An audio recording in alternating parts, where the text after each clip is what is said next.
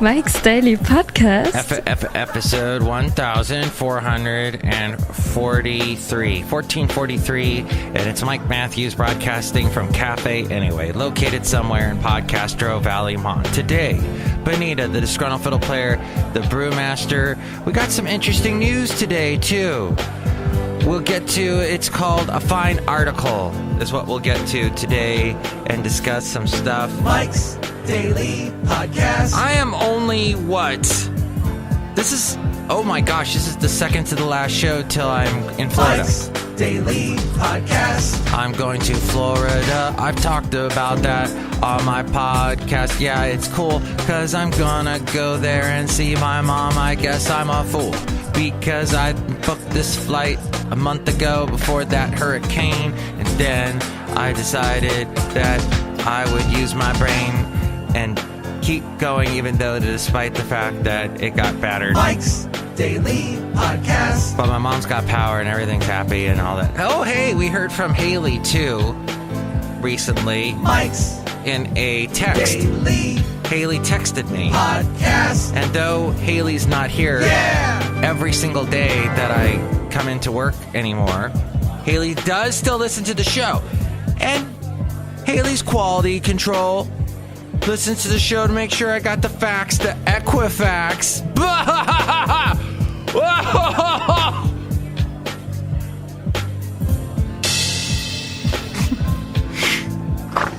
That did not go the way I wanted it to.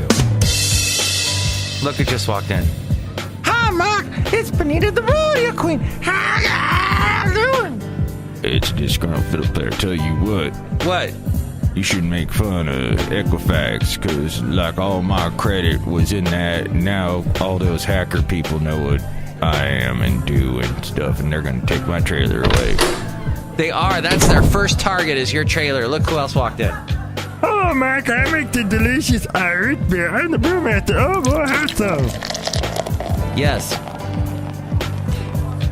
I think that's that's how I will respond to the characters, the Cafe Anyway characters. It's just go, yes. Uh-huh. Okay. Anyway. You've got to be kidding me. Maybe that too. Maybe I'll say that as well. Well, yeah, so Haley responded to something I said, and we'll get to that in a moment in a segment called Emails from Email and Your Comment, Not So Comments. But first, here's today's I think there's podcast another one picture. starting. Ba-da-dum, bum, bum. Here's another segment for my podcast. And that is, the podcast picture today is a drawing with someone who also just walked in just now. Hello, Michael Matthews, Madame Rudabero, and I can't wait to be in your cartoon. Oh, I was just watching a thing about a guy named Fred Morgan, something like that. He was in Disney for many years. And then he left Disney. He worked on Sleeping Beauty. Very elaborate animation in that. Just the most amazing animation. He was a big part of that. A big part of animating the dance scene with the penguins and whatnot in Mary Poppins. And then he left Disney, tried to start his own thing, worked on the early days of Bill Cosby's Fat Albert. Hey. And then he ended up on many Hanna-Barbera cartoons. In fact, he was just listing them one after another, all the shows, and I was, wow, those were all the cartoons I watched as a kid. Amazing. He worked on every single one. Captain Caveman! And all the others. Godzilla. There was a Godzilla cartoon with Godzuki. There was, oh gosh, something called, was it Laugh Olympics? Anyway, there was Cafe Anyway. There was a bunch of cartoons he worked on. Then he came back to Disney, and so this was kind of interesting. He met a girl who was 18. He was 32. He worked with her. They got married. And so that's pretty much a May-December romance. Actually, that's like May, and then December of the next year. But who am I to say my ex-wife was younger than me? A little over a decade younger. But hey, that works for some people. Actually, interesting to note that my father was older than my mom by about that many years. So, and then of course we both got divorced. So, but like sometimes it works for people. I don't know. Cafe, I don't know. I mean, anyway. But hey, look at this interesting thing. It's called... Oh my God! Email from email at your calm and not so calm mess. Hey, I stand corrected. Maybe that's the name of this segment. I stand corrected. Sarah Huckabee Sanders is Mike Huckabee's daughter. No relation to Bernie. She just took her husband's name. Thank you, Haley. Haley clarified everything. Everything is now cleared.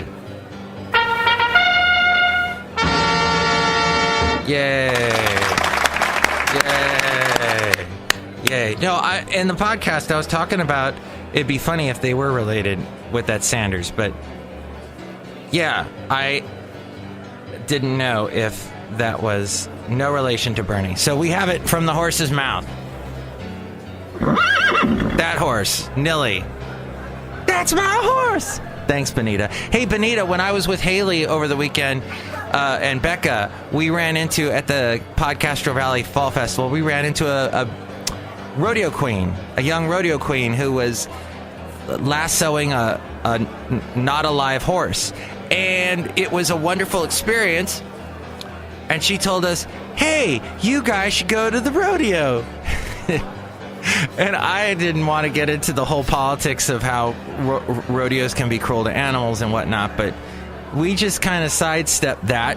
We side-saddled that and did not discuss that with her, and she was very nice and all dressed up, like you are all the time, Benita. Thanks, Mike. I'm glad you noticed, but I'm going to leave now so I can lasso my real horse. Bye, bye. Oh, my God, Nelly left a steamer. Hey, what poop jokes are fun. Hey, you know what? If your favorite comedian tells a lot of poop jokes, then you have great taste in comedy. And I applaud you. No fake applause. This is me applauding. And it hurts my hands. When I do this, it hurts my hands. I went so Will Ferrell just then. I got to do a Will Ferrell drop. Kind of a big deal. All right. One more. This one that goes like this. You look like a succulent baby lamb. It makes me laugh like a little lamb. It's 130% true. And what is prettier and more cute than a little lamb? You know, I love counting lambs and sheep. And 1, 2, 3.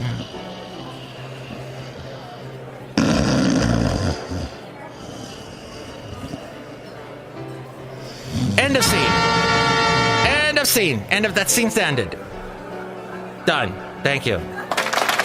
Fake applause. Okay, I'm going to zip through some things really quick here. We're almost at 10 minutes into the show, so I'm going to zip through some things real quick. First off, I'm training this guy. I'm always training people, it seems. But I'm training this guy. He's almost my age. When I train... Here's the thing. If you're a student... Don't learn angry. Don't be an angry student. Don't talk back to the teacher. The whole time I'm teaching this guy, he's like, well, why does it have to be that way? Why do I have to do that work? Well, why do I have to do this? Just do it and shut up. Oh my gosh, you would not believe how this guy resists me at every turn. Look, I have simplified this, so I've dumbed it down. Really dumbed it down. Dumb. And now you are still questioning me with the dumb. So dumb, and you're still resisting me. Stop it. Just sit there and learn and write stuff down.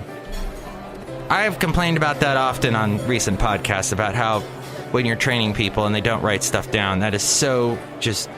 Okay, And this whole Equifax thing. All right, Equifax's stock has it's just bottomed. Their shares have just bottomed out as of this recording. Somebody came in here that I work with, threw his smartphone on the table, and said, hey, right now, sign into Equifax, tell them the last 4 digits of your social security and your last name, and check out your credit. Now. Do it now. And I'm like, I'm going to drop everything right now and do that for you. Well, first off, that's rude, right? Someone walking in and just throwing their phone at you and saying, do it now. I'm not going to drop everything. He goes, yeah, you are going to drop everything, like kiddingly. And I go, yeah, like I'm going to drop this pen in your eye. That's pretty good, huh? I came up with that on my own. Yes, that was so good. I just did that. And then he kind of laughed and walked out. But seriously, I'll do what I want to do. And I don't feel like giving Equifax my information. I don't even want them to have my last 4 digits of my social security number. Screw them. They didn't tell us that they had been breached. They waited a month before telling the public. No. I talked to someone that I trust about what I should do. He gave me a phone number. He didn't tell me what the phone number was to. It could be Uncle Vinny's Break Your Knuckles the credit report company. Hey, we take care of things for you. Don't worry about it. Forget about it. And I just offended everyone on the East Coast. Busted eardrums. No, I didn't. No, it was a playful accent. You can make fun of us Californians now. Dude, like, that's like so bogus. If everybody had a nose. Oh, wax out my surfboard. Let's go for a ride in the tube, dude. Oh my God. Go! And anywho, FCC is going to take away net neutrality. FCC basically now, they can start counting sheep because they're not going to do a ding-dong-dang thing and let Verizon and all the cable company, Comcast and everybody just basically make sure that Mike's Daily Podcast is never heard by anyone ever again. Which, this whole net neutrality thing disappearing because of Trump, because of the Republicans, because of Ajit Pai. Hey, you know what? I've already got the net neutrality thing has been torn away from me because of Facebook. Facebook, whenever I used to post back 8 years ago when I was on Facebook and I would post a new podcast, everybody could see my podcast. Everybody would be like, oh, Mike, what's this? What's this, a podcast? Oh, that's awesome. They could see it. Now when I post something on Facebook, nobody ever sees it. Nobody, because I don't fit, because Facebook shoved all these stupid algorithms in our face. And now their whole plan is to make sure that you stay on Facebook as long as possible. So they know you're not interested in Mike's Daily Podcast, so they don't show it up in your news feed. I hate Facebook. Oh, do I hate them. Ugh. That being said, my Facebook page is facebook.com/Mike's Daily Podcast. And I think we'll just jump into this last story that Bitcoin is getting slammed. Not only China has banned it or put all these restrictions on it, now JP Morgan and the Diamond guy. John Diamond, JP Diamond, I don't know. I could look it up. I have a computer in front of me, but I'd rather have a bottle in front of me than a frontal lobotomy. JP Morgan said it's a pyramid scheme, Bitcoin. And that Diamond guy said it was a fraud. So that's that. And that wraps up today's edition of I Talked a Lot and Said Nothing. I hope you enjoyed it. Is you blind? A little bit. Thank you. Are you out of your mind? Sorry, let's get to the website, MIKEs-DAILY-PODCAST.com, a wonderful place that you can go to and listen to this show. You can also see past podcast pictures, and you can help out the show. That's the best way to help us out, other than listening, is to help us out. If you're going to buy anything on Amazon, just do that quick little click on the Amazon icon at MIKEs-DAILY-PODCAST.com and do your shopping, and it helps us out. We get a little, I don't know, what is it? It's like a teeny tiny commission. And then there's the PayPal if you'd like to help us out that way. There'll be a special greeting from all the Cafe Anyway characters. and an MP3 sent to you, you'll become an inglorious Mike's Daily Podcaster and celebrate life. Hey, speaking of that Facebook page, I lost another fan, so now I'm down to 130. My peak was 132, and now it's 130. I must have offended someone with my wonderful Eastern accent impression. Hey, let's get to this wonderful segment called A Fine Article. You silly great fat article. Oh, boy. President Trump denied that his dinner with Democratic leaders Nancy Pelosi and Chuck Schumer had resulted in a deal that would address the fate of undocumented immigrants brought to the U.S. as children under the Deferred Action for Childhood Arrivals program, or DACA. He said it was wrong. No deal made last night on DACA, he tweeted. Early. This very morning, he tweeted it. But on Wednesday night, the two leaders had announced that they had agreed to a law that would protect DACA recipients and that the law would also include border security, excluding the wall. Let's jump over here to that horrible story from Florida. The owner of the Florida nursing home where 8 people died had a history of fraud charges. The owner of the nursing facility where 8 people died Wednesday during a power outage caused by Hurricane Irma has a history of healthcare fraud charges. His name is Dr. Jack Mitchell. And in 2006, he settled claims after he and 5 others were accused of agreeing to send patients to his Miami hospital, Larkin Community, for unnecessary treatment. Federal prosecutors said that Mitchell received kickbacks as part of the deal and that some of the patients came from assisted living facilities that he owned. Larkin Community Hospital is affiliated with the Rehabilitation Center at Hollywood Hills Nursing Home in Florida, where 3 men and 5 women died yesterday. He declined to comment. He bought Larkin Community Hospital in 1998. Records show prosecutors said the illegal agreements took place from 97 to 99. Just the seniors there, the patients there had no water, and it's so hot there, no air conditioning, and they perished under those conditions. A North Korean state agency threatened on Thursday to use nuclear weapons to sink Japan and reduce the U.S. to ashes and darkness for supporting the UN Security Council resolution and sanctions over its latest nuclear test. Oh, that's how they responded. With words. The Korea-Asia-Pacific Peace Committee, which handles the North's external ties and propaganda, also called for the breakup of the Security Council, which it called a tool of evil made up of money-bribed countries that move at the order of the U.S. The 4 islands of the archipelago should be sunken into the sea by the nuclear bomb of Juche. Japan is no longer needed to exist near us, the committee said in a statement carried by the North's official news agency. Juche is the North's ruling ideology that mixes Marxism and an extreme form of go-it-alone nationalism preached by state founder Kim Il-sung, the grandfather of the current leader Kim Jong-un. This, according to Reuters. And then Amazon has stopped selling the Fire TV in advance of possible new models. Amid rumors it's planning to introduce new devices, the dedicated landing page for the Fire TV says it's currently unavailable with no date of when it might be back in stock. You can still buy a refurbished one.